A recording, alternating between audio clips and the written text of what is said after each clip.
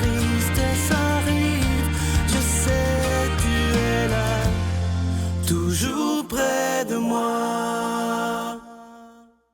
Bon mardi, bienvenue dans notre émission de la Victoire de l'amour. Comme on le fait toutes les semaines, on rejoint quelqu'un qu'on apprécie beaucoup, notre amie Brigitte.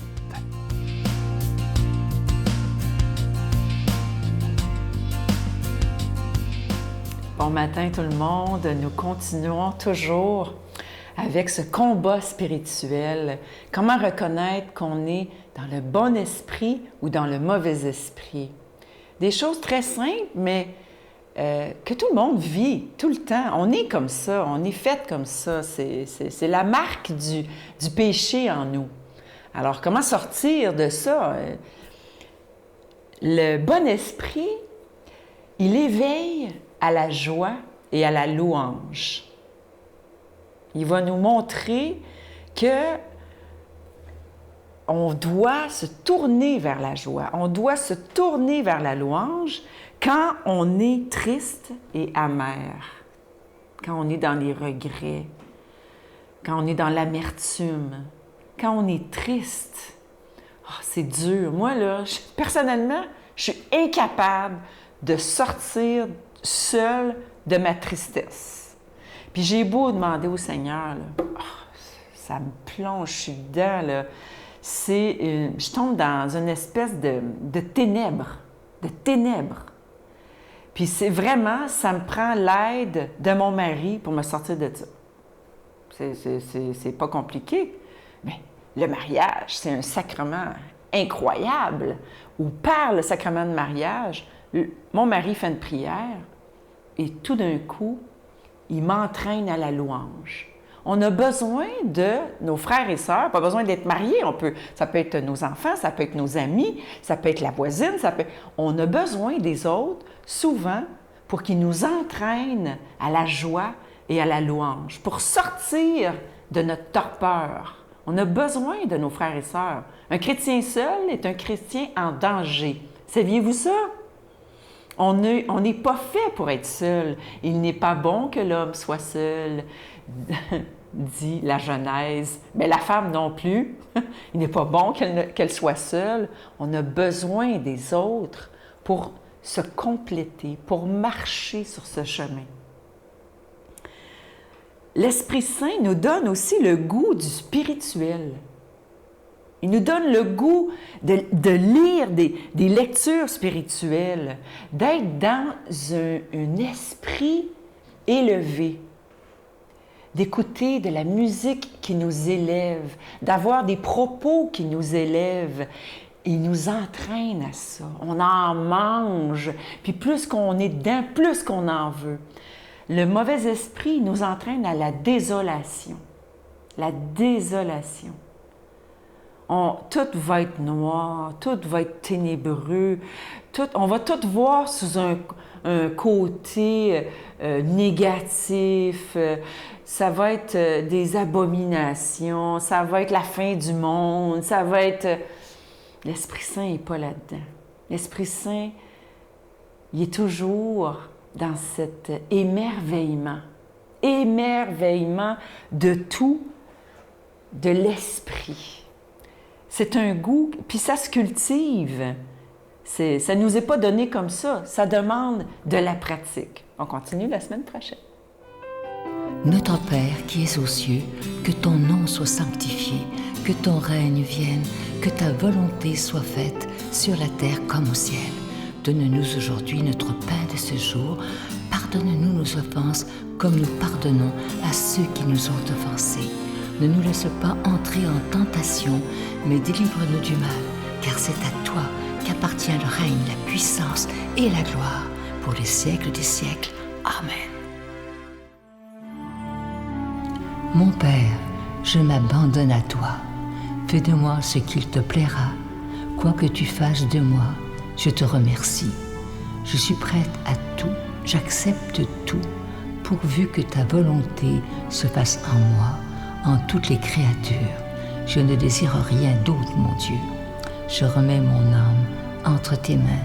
Je te la donne, mon Dieu, avec tout l'amour de mon cœur, parce que je t'aime, et que ce m'est un besoin d'amour de me donner, de me remettre entre tes mains, sans mesure, avec une infinie confiance, car tu es mon Père.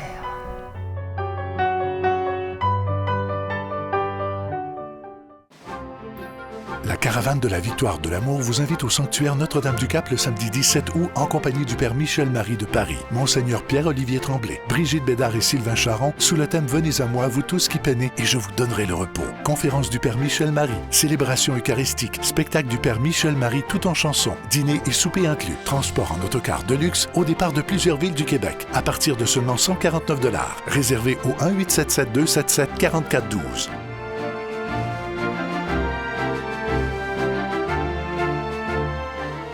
Comme je vous en parle depuis quelques semaines déjà, vous savez qu'en juillet, il n'y avait pas de cadeau du mois. Je me permets de vous demander un don tout à fait spécial pour l'été, parce que c'est des mois toujours le plus difficile, c'est le mois de juillet, parce que c'est les vacances. Mais, comme je vous disais la semaine dernière, les factures, eux, malheureusement, ne prennent jamais de vacances. Elles rentrent très, très régulièrement.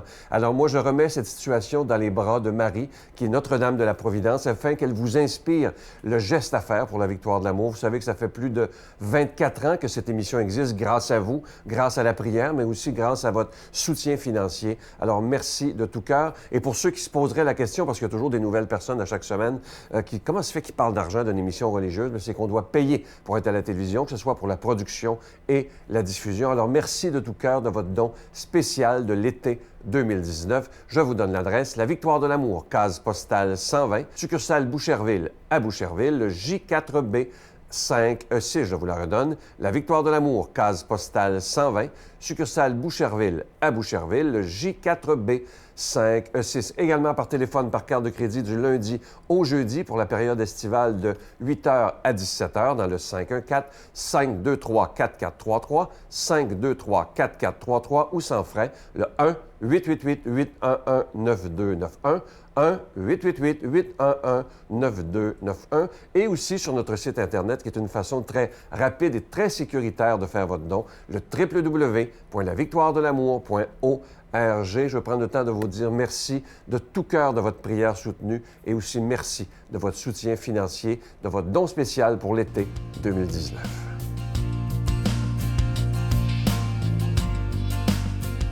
Mon Dieu, donnez-moi la sérénité d'accepter les choses que je ne peux changer, le courage de changer les choses que je peux et la sagesse d'en connaître la différence.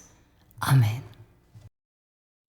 Aujourd'hui, la parole de Dieu est proclamée par quelqu'un qu'on apprécie beaucoup pour sa grande profondeur, l'abbé Éloi Giard.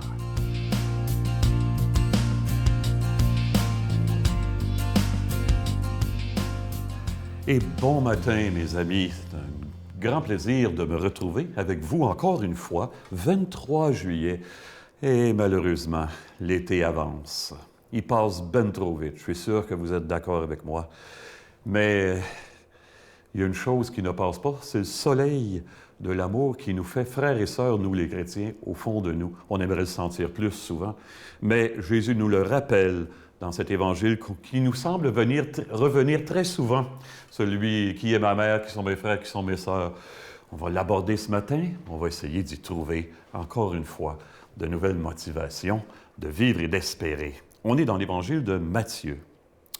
Comme Jésus parlait encore aux foules, voici que sa mère et ses frères se tenaient au dehors, cherchant à lui parler. Quelqu'un lui dit, « Ta mère et tes frères sont là dehors, qui cherchent à te parler. » Jésus lui répondit, « Qui est ma mère?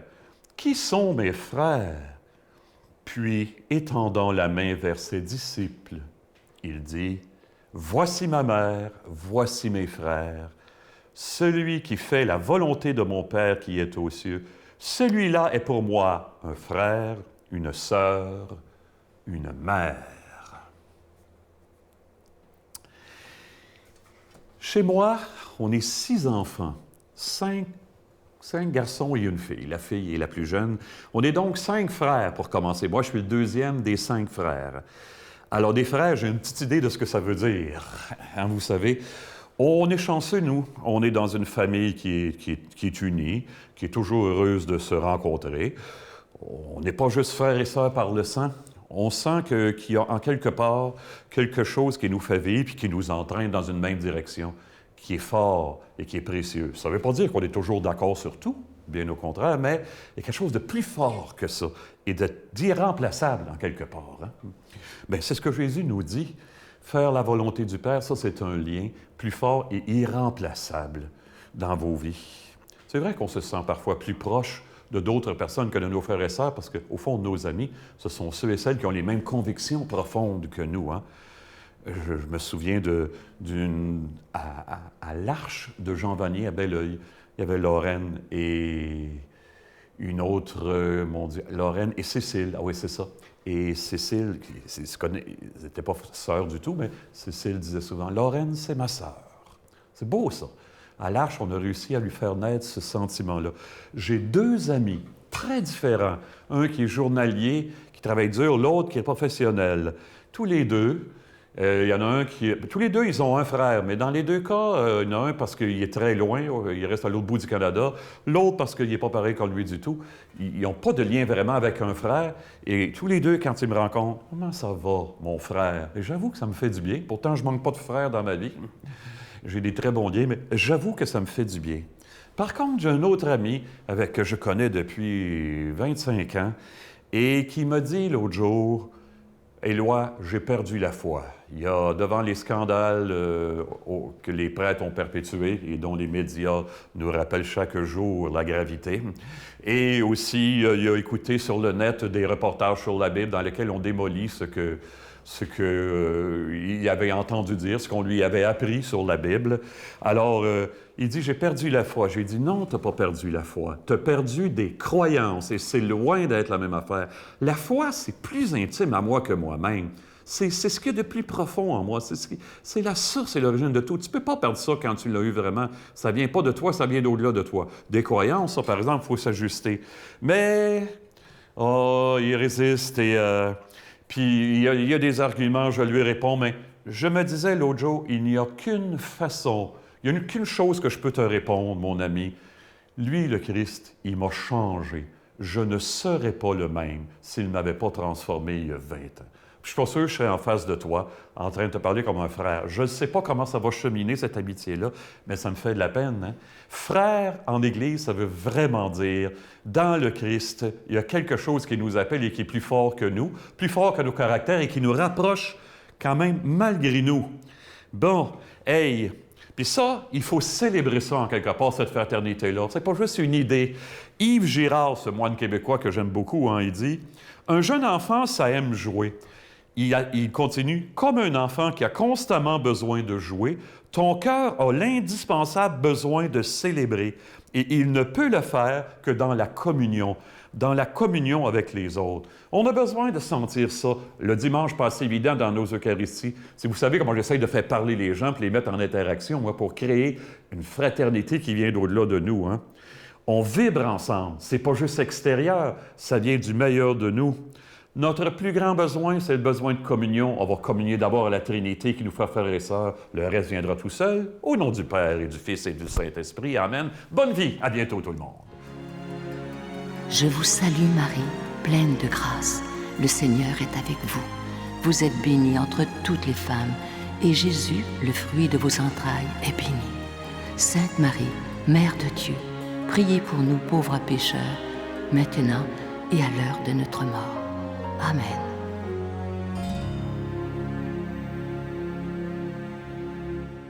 Écoutez bien cette pensée qui dit ceci. Lorsque nous prions, nous n'informons pas Dieu. Nous ne faisons qu'insister sur ce qu'il sait déjà. C'est tellement beau, ça. Je vous souhaite une belle journée. À demain. Bye. Soit que tu te retrouves assassiné ou en prison. Fait qu'on c'est quelque chose qu'on s'adapte. C'est dur à dire. Parce que les gens, parfois, me disent, Mylène, comment peux-tu t'habituer à des choses comme ça? C'est la vie du crime organisé.